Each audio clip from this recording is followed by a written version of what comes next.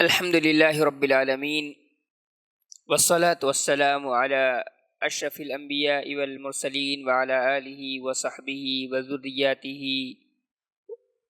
واتباعہ اجمعین، اما بعد.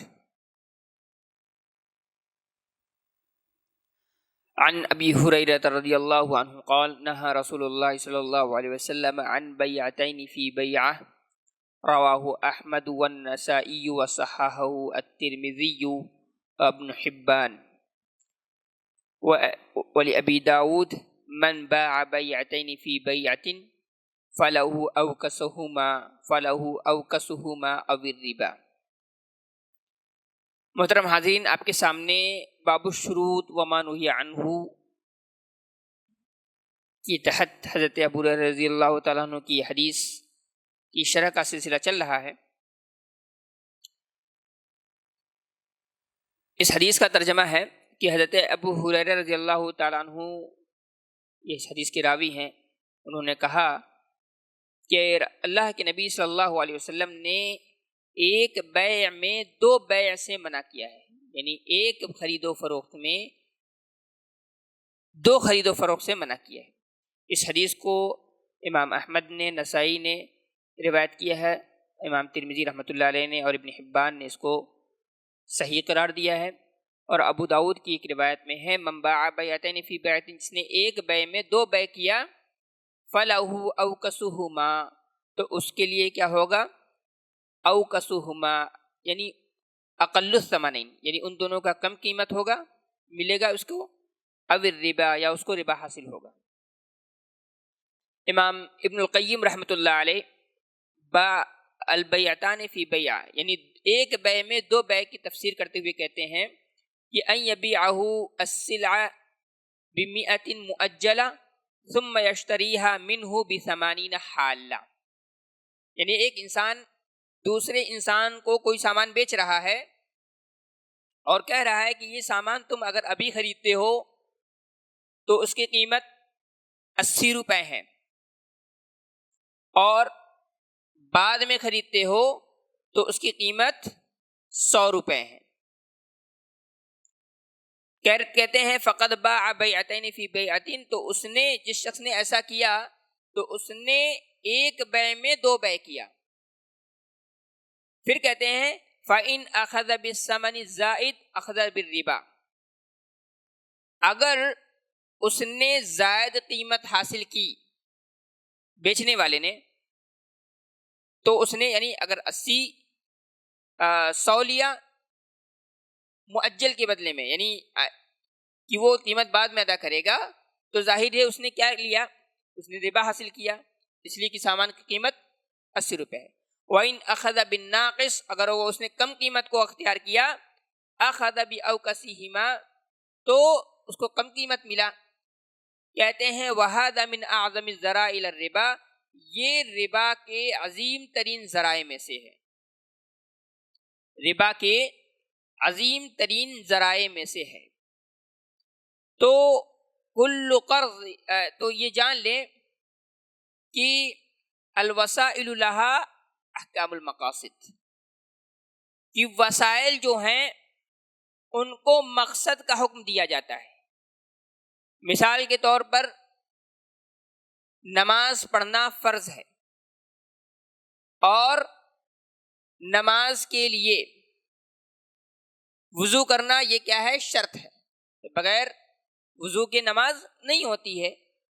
اور تو ظاہر ہے وضو بھی فرض ہو جاتا ہے نا، کیونکہ جب نماز فرض ہے تو نماز کے لیے جو ذریعہ اختیار کیا جا رہا ہے، جو شرط پوری کی جاتی ہے، شروط الصحہ جس کو کہتے ہیں، وہ کیا ہے؟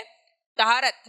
تو طہارت کے حصول کے لیے تو طہارت بھی یہ کیا ہو گئی؟ ہم پر واجب ہو گئی. اب یہ طہارت جو ہے ممکن نہیں ہے، کیونکہ انسان کے پاس پانی نہیں ہے، کیسے کرے گا؟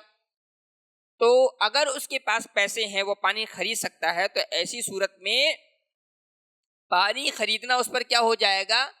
فرض ہو جائے گا. سمجھ میں آ رہی بات؟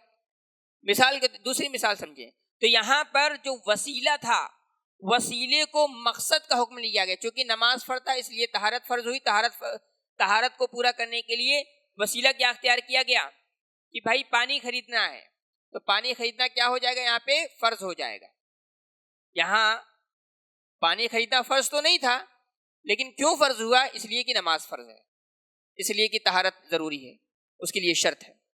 بہرحال دوسری مثال آپ سمجھیں کہ مثال کے طور پر کہیں ناچ گانا ہو رہا ہے، کہیں ناچ گانا ہو رہا ہے، یا دوسری اور آسان مثال لے لیں کہ انسان گانے وغیرہ نہیں سن سکتا ہے،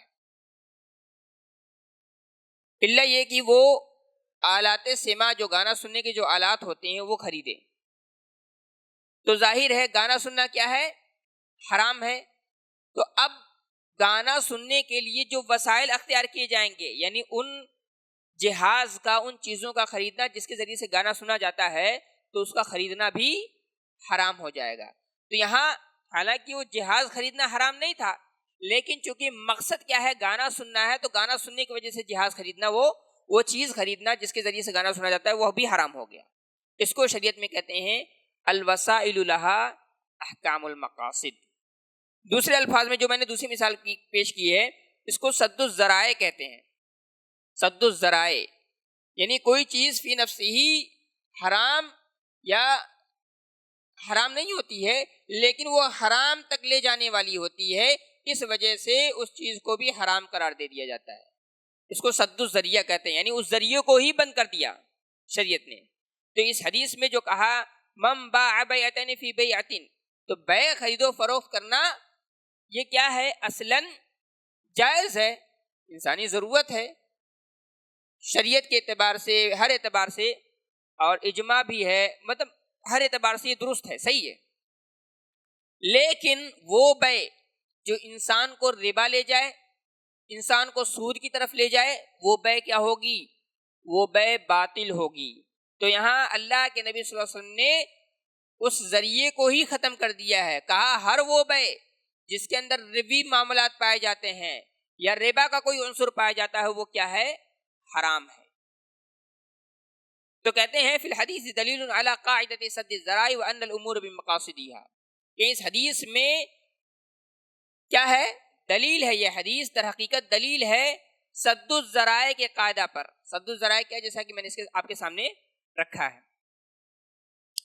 اب یہ کہ ایک بیگ میں دو بیع کیسے کرتے ہیں، اس کی دو صورتیں اہل علم نے ذکر کی ہے۔ پہلی صورت کیا ہے؟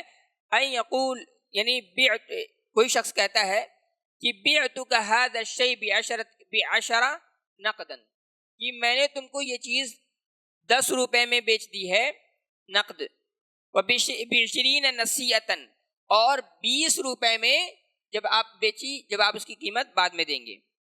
کہہ رہے فہنا ان اخذ بالعشر نقدا لم یقع فی الربا، اگر اس نے 10 روپے میں ابھی سامان خریدا کوئی مسئلہ نہیں ہے، وہ ربا نہیں ہے۔ لیکن کہہ رہے وَإِنْ أَخَذَ بِعِشْرِينَ نَسِيًّا، اگر انہوں نے اس سامان کو خریدا 20 روپے میں، نسیہ کی بعد میں دیں گے، وقع فی الربا، تو وہ شخص کیا ہوا؟ ربا میں داخل ہو گیا، وہ شخص ربا میں داخل ہو گیا۔ تو یہاں پر ایک سوال یہ ہے کہ اگر کوئی آپ سے کہے کہ بھائی اس میں دو بیع کیسے اکٹھا ہو گئے، تو کہیں گے واحد بعشرہ، واحدہ بعشرین، کہ یہاں پر سامان ایک ہے، سامان ایک ہے، لیکن کہہ رہے ہیں کہ والبیعتان ہما اثمان، اور اس میں جو دو بیع ہیں وہ کیا ہیں؟ دو الگ الگ قیمتیں ہیں، یا پھر آپ ابھی لو 10 روپے میں، یا پھر اس کی قیمت بعد میں دینا 20 روپے میں۔ تو یہ کیا ہے؟ اس میں ایک بیع میں دو بیع داخل ہوئی۔ دوسری صورت یہ ہے کہ اس سے جو مراد ہے وہ بیع العینہ ہے۔ بیع العینہ کیا ہے؟ کہ انسان کوئی سامان بیچتا ہے بثمن مؤجل، کہتا ہے اس کی قیمت تم بعد میں دینا، ثم یشتریہ باقل منہ نقدا، پھر اس سے وہی سامان خرید لیتا ہے اس سے کم قیمت پر، پھر اس سے وہی سامان اس سے کم قیمت پر خرید لیتا ہے۔ اس کو بیع العینہ کہا جاتا ہے، یا ربوی یعنی سودی بیع کہا جاتا ہے۔ کیوں؟ اس لیے کہ آپ نے سامان کو بیچا، سامان کو بیچا، کہا کہ اس کی قیمت تم بعد میں دینا، مثال کے طور پر 50 روپے میں، اب اس سے 40 روپے میں کہہ رہا ہے کہ میں تمہیں 40 روپے دیتا ہوں، وہ سامان دوبارہ مجھے ابھی بیچ دو۔ تو ظاہر ہے اس میں کیا ہے اس میں سامان تو بیچ میں آیا نا، اصلاً کیا ہے، اس میں مال کو مال کے ذریعے خریدا جاتا ہے. ایک تو مال کو مال کے ذریعے سے خریدا جاتا ہے، تو 40 روپے میں اس نے کتنا خرید لیا؟ 50 روپے میں. فائدہ کس کا ہوا؟ کتنا ہوا؟ 10 روپے کا فائدہ ہوا. تو یہاں پر مال کو مال کے ذریعے سے وہ خریدا جا رہا ہے، بیچا جا رہا ہے، اور یہاں سامان کا صرف استعمال ہو رہا ہے، سامان خریدا اور بیچا نہیں جا رہا ہے. مقصد کیا ہے؟ پیسہ ہے. تو ظاہر ہے بیع العینہ جو ہے یہ ناجائز اور حرام ہے. تو یہ چند احکام اور مسائل تھے جس کا میں نے اختصار کے ساتھ آپ کے سامنے ذکر کیا ہے. اور اخیر میں اللہ رب العالمین سے دعا ہے رب العالمین ہم تمام مسلمانوں کی اصلاح فرمائے. آمین. وآخر دعوانا ان الحمد للہ رب العالمین.